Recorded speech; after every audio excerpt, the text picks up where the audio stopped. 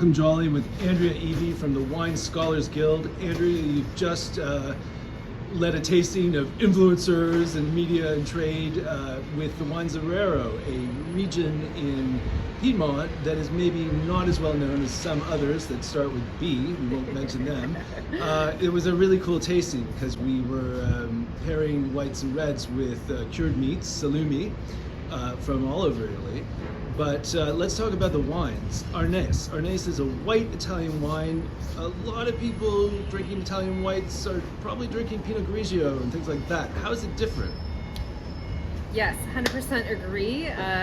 When most people think of Italian white wine, their first thoughts are probably Pinot Grigio, maybe Prosecco, but there's a world of Italian white wines outside of those two, and I think Arneis should be at the top of everybody's list when they're ready to kind of branch out a little bit and try something new from Italy. Arneis, I think, really would appeal to a lot of palates, Canadian palates in particular, North American palates, because it has this really kind of sort of generous mouthfeel, kind of softer mouthfeel. It's not a super high acid wine, so it's very approachable, sort of gentle in the mouth. I think it has fantastic flavors of stone fruit and things like apple, and some really nice sort of floral notes to it as well that give it a little more interest than a lot of Pinot Grigios out there. So there's a little more complexity often, and it has great pairing possibilities. It goes with so many foods because it has that little kind of stronger kind of character to it. It can stand up to a lot of different foods. It paired fantastic with the salumi that we had today, really showcased the versatility of that great variety. Okay, so we have a more complex white wine that people ought to try. Let's talk about Roero DOCG, which is the fanciest designation Italian wine gets, DOCG. These are quite interesting red wines. Tell us about them. Yes, so Roero Rosso, so the DOCG devoted to the Nebbiolo expression in Roero, and so as you say, that other area across the river, which most people kind of maybe their first thought of Nebbiolo is of that area, but you're missing out if you aren't trying the Nebbiolo from Roero.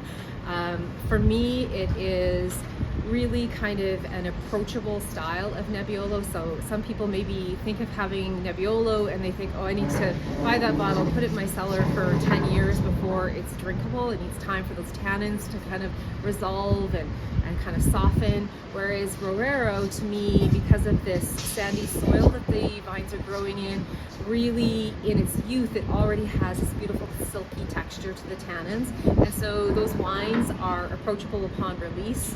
They are, to me, it's kind of almost that sort of idea of like the fist in a velvet glove, because it is an incredibly complex wine with power in the sense of elegance. It has a very long finish, tons of flavors that sort of emerge in the glass and in your mouth, but yet the texture kind of almost resembles more like a Pinot Noir or something like that. So it can go with so many foods, but it doesn't need food either. It's Nebbiolo that doesn't, you don't have to have food with it. You can just enjoy a bottle of Roero Rosso anytime. Couldn't say it better. Thanks, Andrea. You're welcome. Thank you.